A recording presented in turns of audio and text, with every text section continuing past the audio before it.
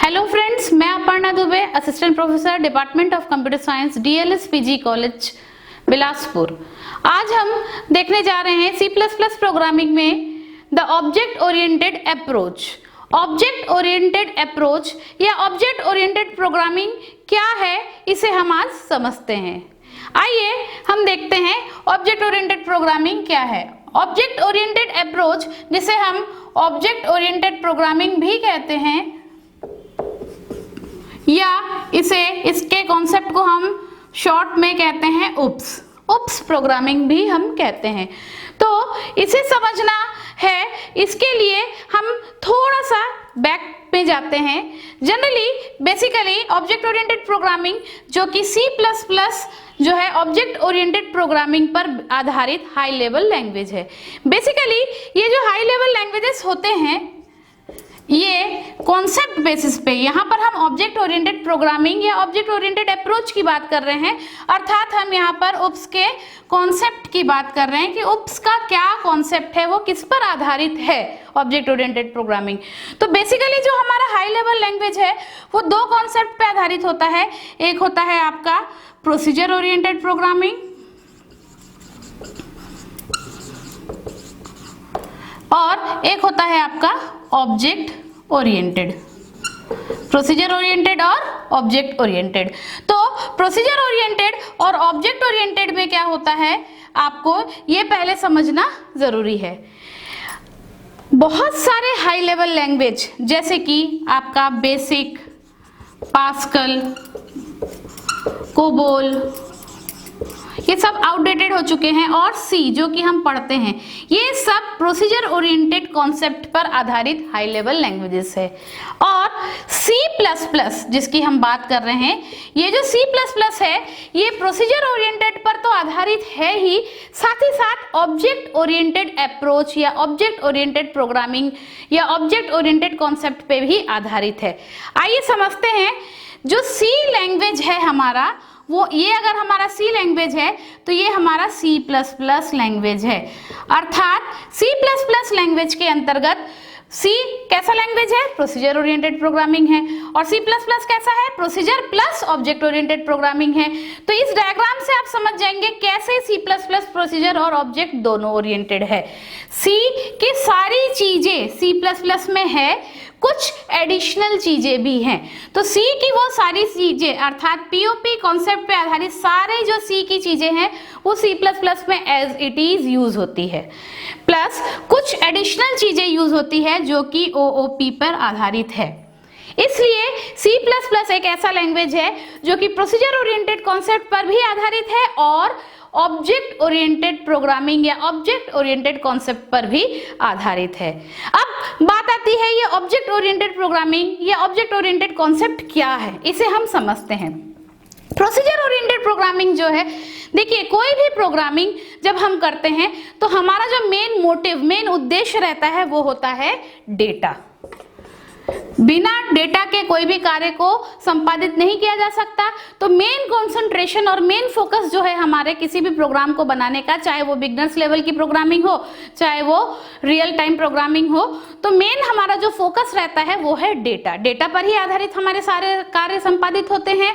तो procedure oriented programming पे data को ज्यादा कॉन्सेंट्रेट नहीं किया जाता है।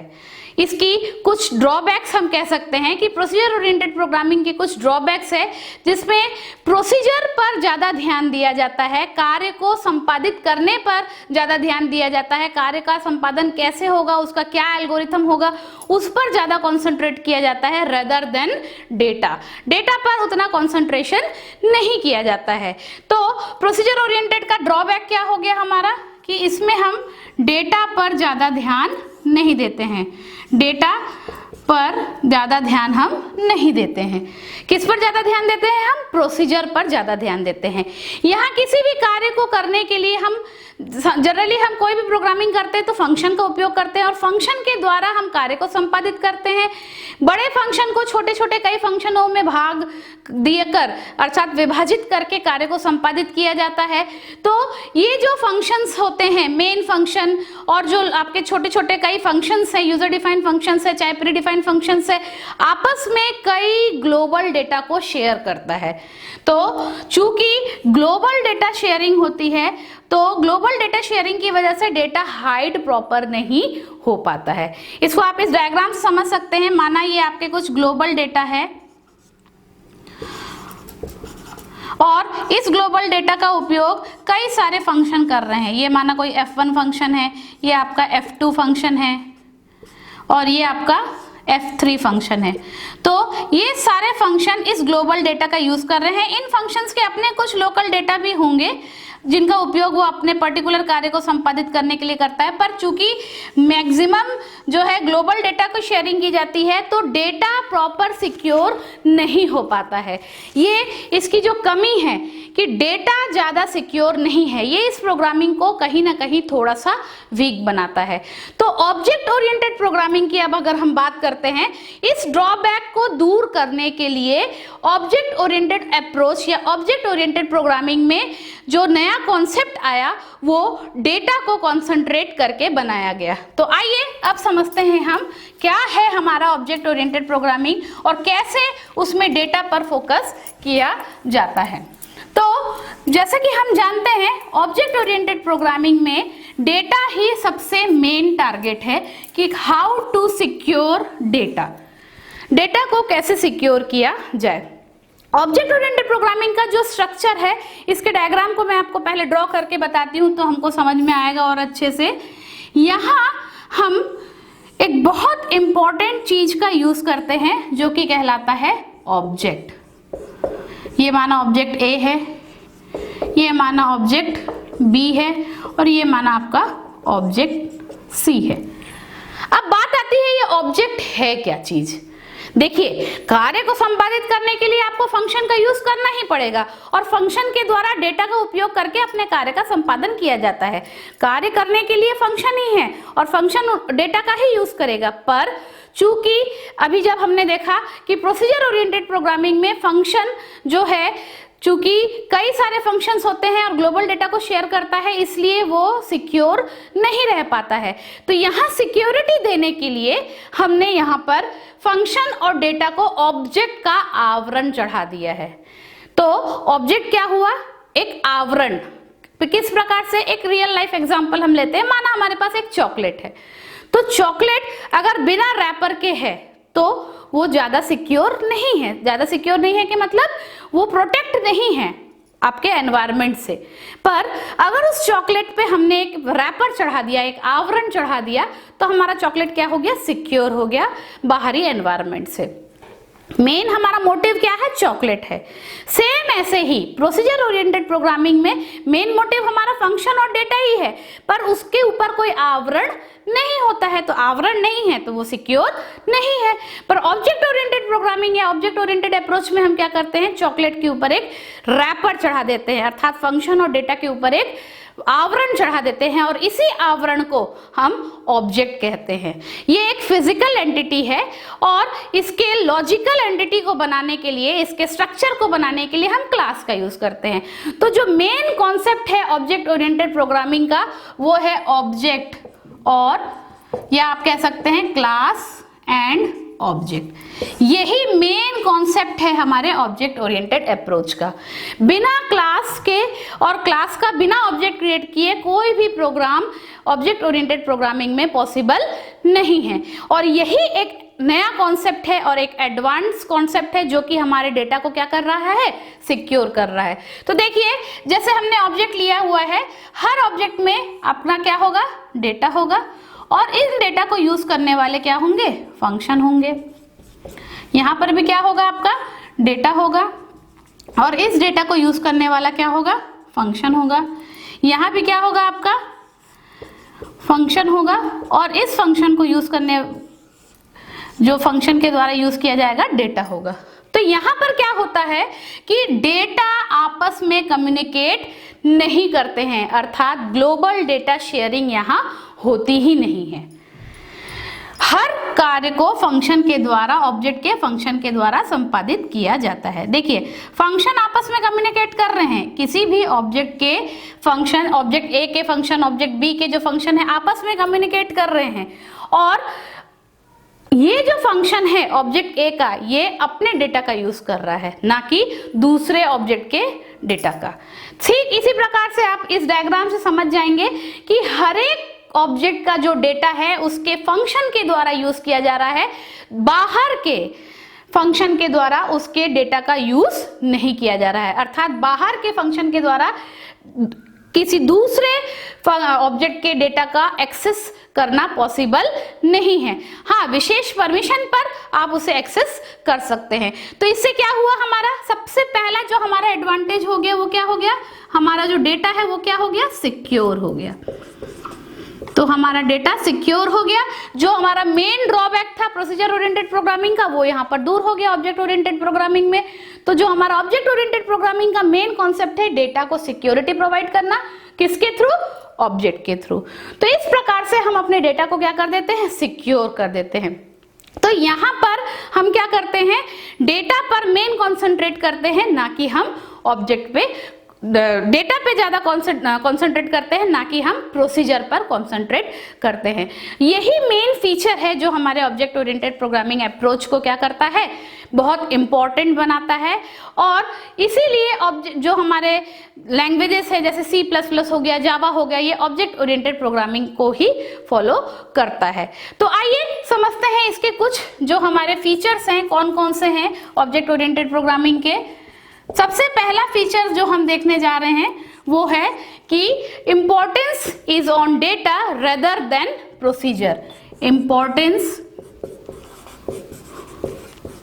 Is on data rather than procedure. Clear हो गया है हमको कि हम किसको इंपॉर्टेंस देते हैं, डेटा को इंपॉर्टेंस देते हैं, ना कि प्रोसीजर को।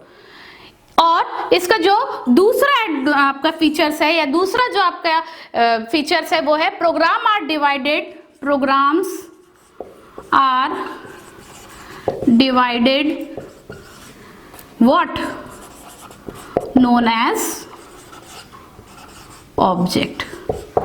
हमारा जो प्रोग्राम है वो कई छोटे छोटे भागों में डिवाइड हो रहा है और इसे हम क्या कहते हैं, ऑब्जेक्ट्स। क्या कहते हैं, ऑब्जेक्ट्स। ये हम डायग्राम से समझ में आ जा रहा है कि प्रोग्राम जो है कई छोटे छोटे भागों में डिवाइड हो रहे हैं और उन छोटे छोटे भागों को हम क्या कहते हैं, ऑब्जेक्ट कहते हैं।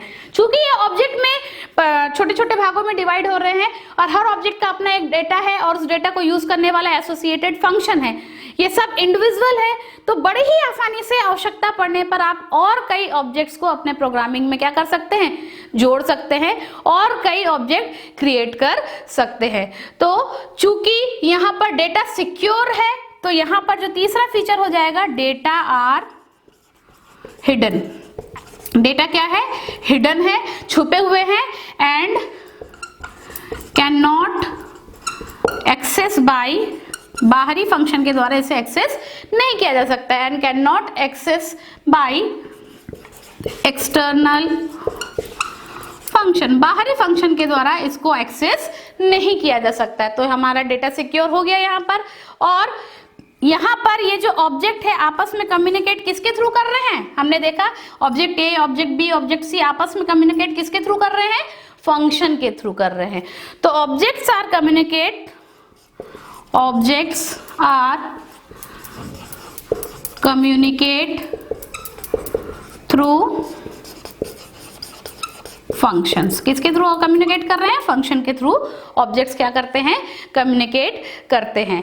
और चूंकि यहाँ पर सब इंडिविजुअल है जैसे अभी मैंने बताया, तो नए ऑब्जेक्ट्स को या नए डेटा और फंक्शन को जोड़ना बहुत ही आसान है। जब आवश्यकता पड़ेगी आप नए फंक्शन और ऑब्जेक्ट को क्या कर सकते हैं, जोड़ सकते हैं। New data and function easily added। हम क्या कर सकते हैं, new data and function can be easily added whenever necessary। जब आवश्यकता पड़ेगी हम नए डेटा और फंक्शन को आपस में आराम से ऐड कर सकते हैं। अगला जो इसका फीचर है, हमारा जो प्रोसीजर ओरिएंटेड प्रोग्रामिंग है ये बॉटम अप अप्रोच को फॉलो करता है। फॉलो बॉटम अप अप्रोच किसको फॉलो करता है? ये बॉटम अप अप्रोच को फॉलो करता है।